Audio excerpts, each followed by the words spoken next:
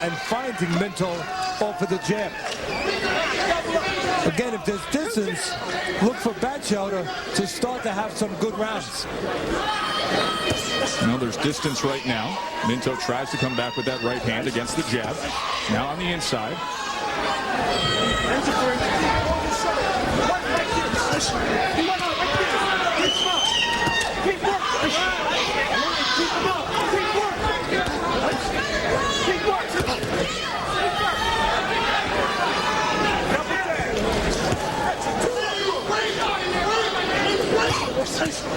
Tries to go to the body with the left hand. Again, the distance has served the man who used to be a super middleweight this round, Joe. The man in the green, Danny Batchelder. Little distance, he can use that jab. He can either keep Minto, the bigger man, out, or he can catch the bigger man. He did, because he put the weight on the right way with Mackie Showstone working on it, the conditioning coach that he had. And they know how to put the weight on with a guy like Roy Jones. He did it with him before the John Ruiz fight. Dan, what's the inside word? Round number 3 here, Batchelder and Minto, and the buzz concerning the bet that was made, where there was talk that from the Tarver camp that Hopkins will not see the 6th round. Well, I think that was what happened there. Was Tarver had said that he would knock him out inside 6 at some point, and Bernard listened to that. When they went to make the deal, he said, put it in the contract if you want to back up your words. And the word from the Tarver camp is that they agreed to put it in there because they thought that Bernard would use it as a way to get out of the fight. You know, this fight to me, Dan, you've been around a lot of sports, has the feel of sort of like what happens before some of these Super Bowls. You know, it gets all hyped up. Everybody makes all these kind of arguments, how the fight can be this, the fight can be this. You know, the ball game can be so great. And in reality, both of these guys' styles are careful, deliberate styles. They don't make great fights. No, I mean, because both of them are counterpunchers. They've made good fights when they have a guy who's stalking and aggressive against them. The only hope you have, I think, is that if Tarver is a man of his word and wants to get him out of there before the 6th round, then he'll attack and allow Bernard to, counter off of him being the attacker. But somebody's got to lead this dance. ESPN.com, Dan Rayfield. Dan, real quick, your pick for tomorrow night, Tarver Hopkins.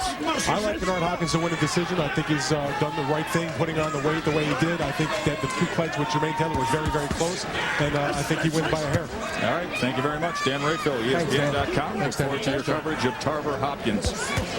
Halfway through this 3rd round, Minto has been spending a lot of time pressing right into that chest of Danny Batchelder in the red corner.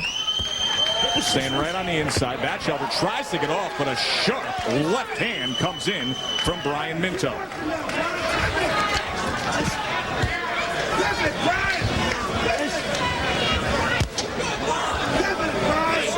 Punch track numbers the body shots. Minto 31-9 connected advantage. You know, the last round, Batchelder was in the geography of the ring he wanted to be, on the outside. This ring, the geography belongs to Minto, the bigger man. Minto going after it a little bit.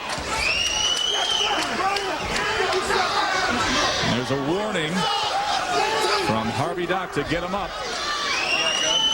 Even though this has been Minto's round, at least in my estimation, he's been inside where he wants to be with Batchelder. It may serve Batchelder well mentally, because he survived what he might think and his corner might tell him is the worst that he would have to deal with of Minto.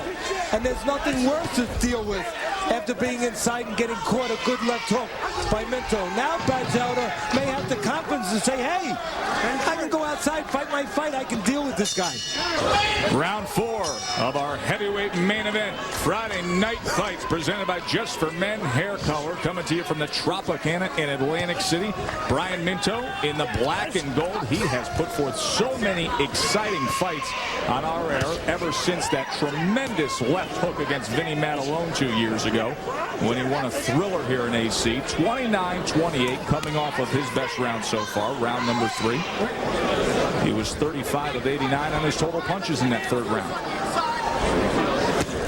You know, Batchelder so far so good as far as any kind of problems with cuts, but he has had problems with cuts throughout his career, Joe. He's been cut over the right eye in his last fight.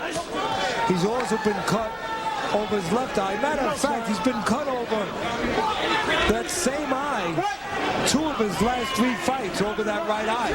Yeah, he was cut over the left eye 4 fights ago, so can't escape it. He's hopeful to do so tonight against Minto. Of course, we've seen Minto draw plenty of blood in his action fights. Tries to come with a big left hook and then a straight right. There are the punches in round 3. So you have 39% from Minto. Good work rate he had there.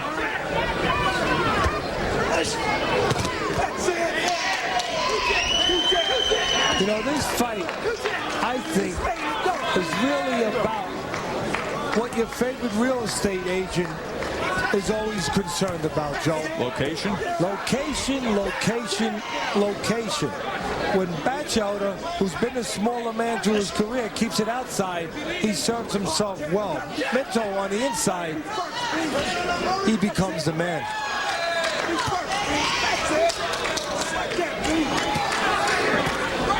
Again, on the outside now, Batchelder doing a better job. Able to catch that jab of Minto and throw back a right hand of his own. Now back out at range. See, when there's distance, there's 2 opportunities in my estimation for Batchelder. One is to use the jab and to just keep Minto out there and beat him to the mark. He's got long arms. He can do a lot of scoring on Minto on the outside with the jab. But there's another opportunity. Catch Minto coming in, as you saw Batchelder do a moment ago. With the right hand. Had the hands low for a moment, but was able to fire off that right hand. Again, everybody's going to say the advantage to Minto, he's the bigger man. But what about the advantage for Batchelder? Be outside, be the quicker man. And to understand that, because Minto's the bigger man, he's going to be looking to use that advantage by always coming forward. That gives you an advantage, as we said earlier, predictability. An advantage Batchelder needs to use a little more.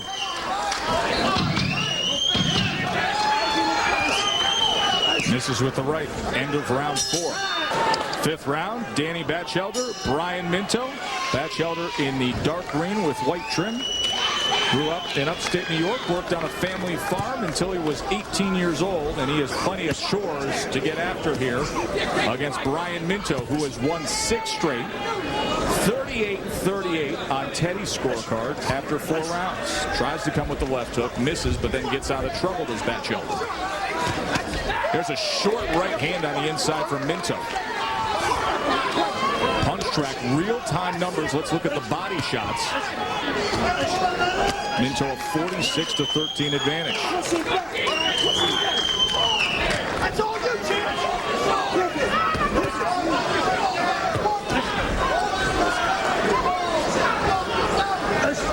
Again, the bigger man throughout his career, Minto, understanding where he can best use that advantage.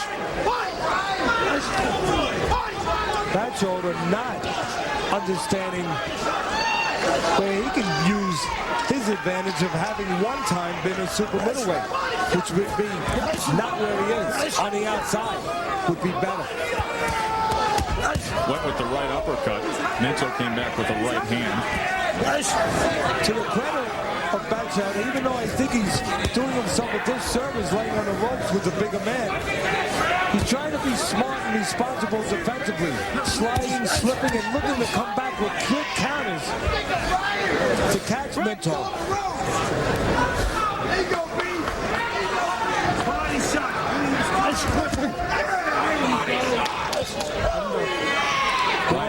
Was hopeful of a very good showing tonight because he told us that he got a call to see if he'd be interested in fighting James Toney in August, and that's a fight he very much wants.